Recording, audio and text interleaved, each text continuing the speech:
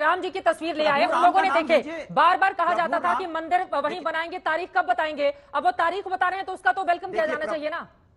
अनुराग भदौरिया जी, देखिए शायद ये भूल रहे हैं। देखिए जो मंदिर है, प्रभु राम का मंदिर शानदार जानदार भव्य बन रहा है। मानिए दौरान बीच में आए हैं, सब में लिखा है जिस दिन हमारी पूर्ण बहुमत की सरकार आएगी उस दिन भगवान राम का भव्य मंदिर का निर्माण होगा। और हमने जैसे ही सरकार आई हमने बनाया वहां पे।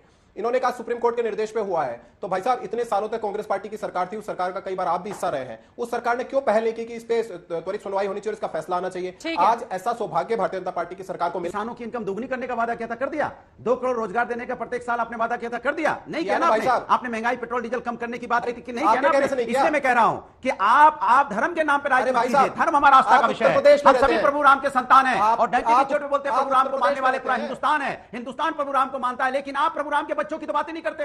तो सबको फ्री में ट्रेन के दर्शन करा देंगे राम मंदिर के। यहाँ पे राहुल गांधी जी हनुमान जी का ये कर रहे हैं, मगर ये दोनों भूल गए इस देश के अंदर एक और भी तबका रहता है माइनॉरिटी का, जो सबसे बड़ा है वो मुसलमान तबका है। अब कांग्रेस को मुसलमानों के 90% वोट चाहिए, मगर मुसलमानों के लिए करना क्या है? कुछ नहीं। अभी हमने नमस्कार दोस्तों, स्वागत है आप सभी का। आप देख रहे हैं हिंदुस्तान पॉइंट ऑफ व्यू। दोस्तों आज मैं जिस वीडियो पर रिएक्शन देने वाला हूं वो वीडियो है आज तक यूट्यूब चैनल के दंगल शो का। दोस्तों आज की डिबेट होने वाली है एंकर चित्रा त्रिपाठी, बीजेपी के प्रवक्ता लक्ष्मीकांत भारद्वाज और समाजवादी पार्टी के प्रवक्ता अनुराग भदौरिया के बीच में। दोस्तों जब एंकर चित्रा त्रिपाठी ने सपा प्रवक्ता अनुराग भदौरिया से पूछा कि बीजेपी राजस्थान में राम का नाम ले रही है तो सपाइयों के पेट में क्यों दर्द हो रहा है, तो दोस्तों ये अनुराग भदौरिया बोला कि बीजेपी राम का नाम लेती है लेकिन उनके बच्चों की बात नहीं करती है, क्योंकि बीजेपी इस देश में हिंदू मुस्लिम दंगा करवाना चाहती है। तभी चित्रा त्रिपाठी ने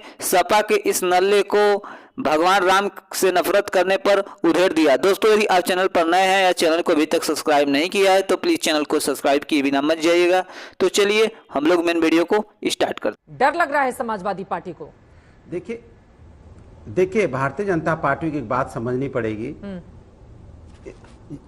धर्म हमारे हिंदुस्तान में और हम लोगों के लिए आस्था का विषय, राजनीतिक विषय नहीं है। हम इसको राजनीतिक विषय नहीं बनाना चाहते और ना होना चाहिए। आप प्रभु राम की बात करेंगे लेकिन प्रभु राम के बच्चों की बात नहीं करेंगे। अभी बीजेपी के प्रवक्ता बोल रहे थे एक बार भी राजस्थान में मुद्दा क्या होना चाहिए था, वहां प्रभु राम के बच्चे हैं, हम सब प्रभु राम के बच्चे हैं। प्रभु राम के बच्चों के लिए कह रहे हैं कि वहां पे तो 450 रुपए सिलेंडर देने की बात कर रहे हैं कि हम कर देंगे। तो प्रभु राम के बच्चे तो उत्तर प्रदेश में भी रहते हैं, उनके लिए भी कर दीजिए। भाई सरकार भी आपकी यहां पे है, यहाँ 400 रुपए में सिलेंडर कर दीजिए गैस का, तो अच्छा रहेगा ना। प्रभु राम के बच्चों का ही तो आप बारे में सोचेंगे ना। तो मैं आपसे कहना चाहता हूं आप वहां के किसानों की भी चर्चा कर लेते, वो भी प्रभु राम के बच्चे हैं।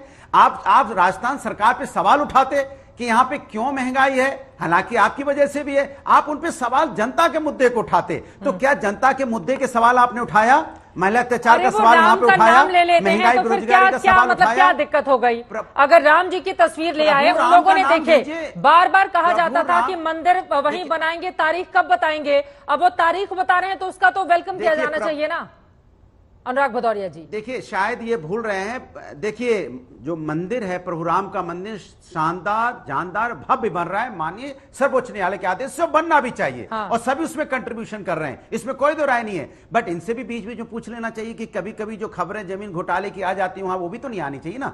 वो भी नहीं आनी चाहिए क्योंकि प्रभु राम का मंदिर बन रहा है और सबकी आस्था वहां पे पूरे हिंदुस्तान की। तो इसलिए ये उसके ठेकेदार ना बने। हाँ। नहीं देखो ये उसके ठेकेदार बनने की कोशिश करते हैं, लेकिन जनता इनको नकार दे रही कि और ठेकेदार नहीं है, क्योंकि प्रभु के बारे में बात करने के लिए शंकराचार्य लोग हैं, संत समाज है, साधु समाज है। हाँ। वो इसके बारे में बात करता है तो अच्छा लगता है कि हम लोगों को कुछ ज्ञान देंगे। ये तो राजनीतिक है, ये तो राजनीतिक तौर से हर चीज को देखते हैं, ये राजनीतिक फायदा देखना चाहते हैं। आस्था और राजनीति में फर्क होना चाहिए। के लिए राजस्थान चुनाव के ठीक पहले राम को ले आए आप लोग अपने अपने ट्विटर हैंडल पर। लक्ष्मीकांत भारद्वाज जी वो आरोप लगा रहे हैं।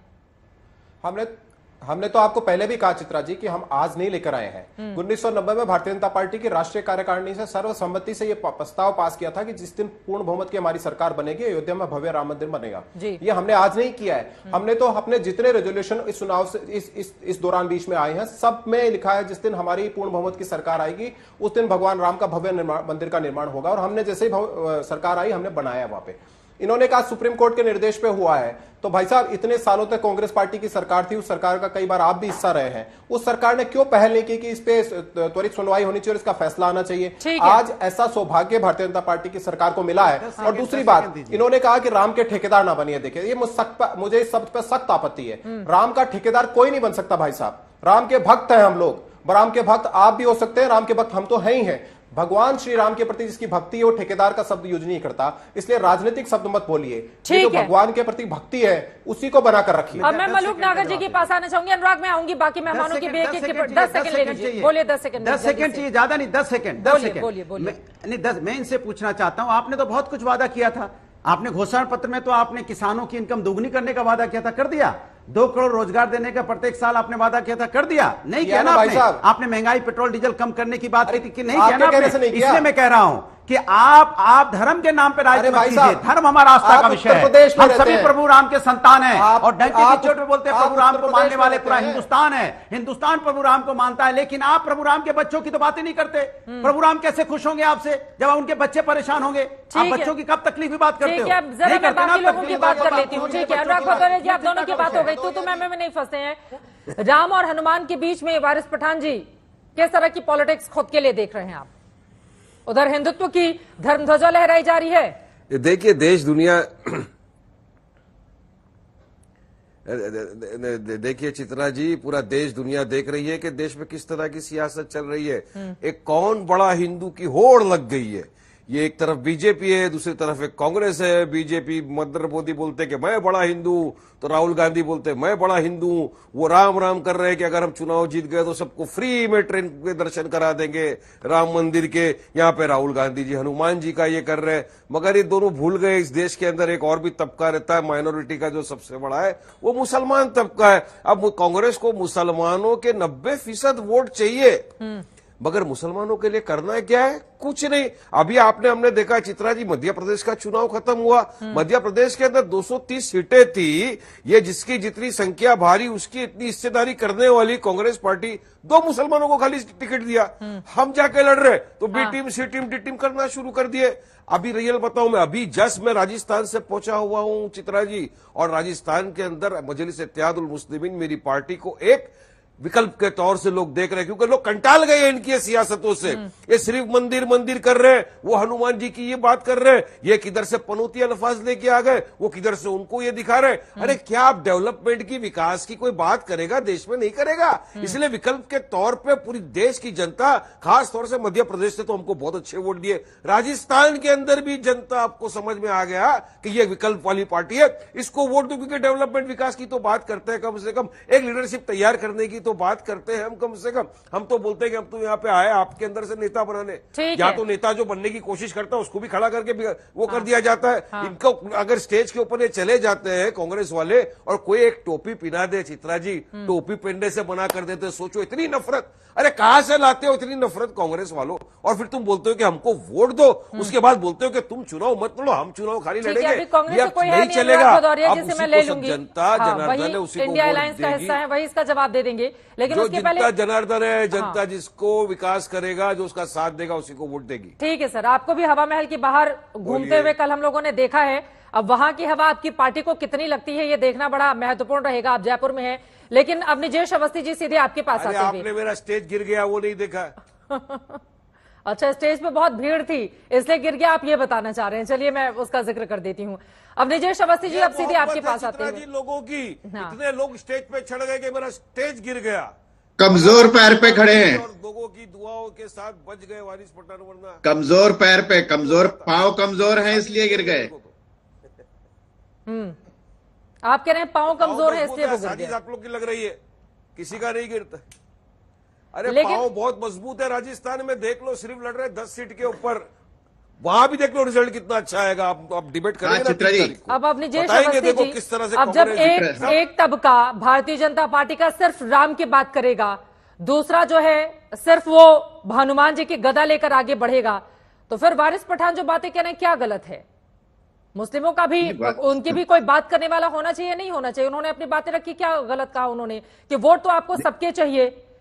फिर उन्होंने जिक्र भी किया कि टोपी पहनने से इनकार कर देते हैं नेता। नहीं, बिल्कुल बिल्कुल ठीक बात है। ये तो कहते हैं कि 100 करोड़ पे 15 करोड़ भारी हैं, कैसे बात नहीं करनी पड़ेगी भाई इनकी बात तो करनी पड़ेगी। बात करने के लिए है ना 15 करोड़ वाले, ये तो सिर्फ 15 करोड़ की बात करते हैं।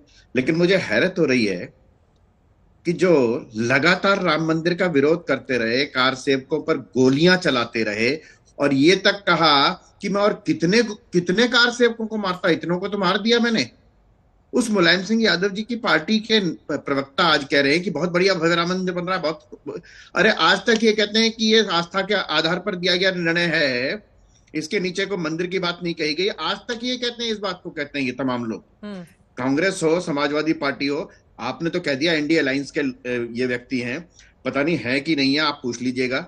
जहां तक महंगाई की बात, ये 10 दिन नींबू लेके आए, 10 दिन टमाटर लेके आए, 10 दिन प्याज लेके आ जाएंगे। हाँ। वो 10-10 दिन की महंगाई को लेकर के, जो सबको मालूम है कि मौसम हर साल ऐसा होता है, कुछ दिन के लिए कुछ इस तरीके की महंगाई आती है। अब नींबू और टमाटर लेके नहीं आते, अब ये पता नहीं कहाँ चले गए अब ये, क्योंकि जनता को मालूम था कि 15-20 दिन महीने भर की महंगाई है ये सिर्फ, और वो बरसात की वजह से, बाढ़ की वजह से, इन वजह से आई है, जो हर साल होती है, हमेशा होती है। ये लगातार इस तरीके का एक नैरेटिव बताना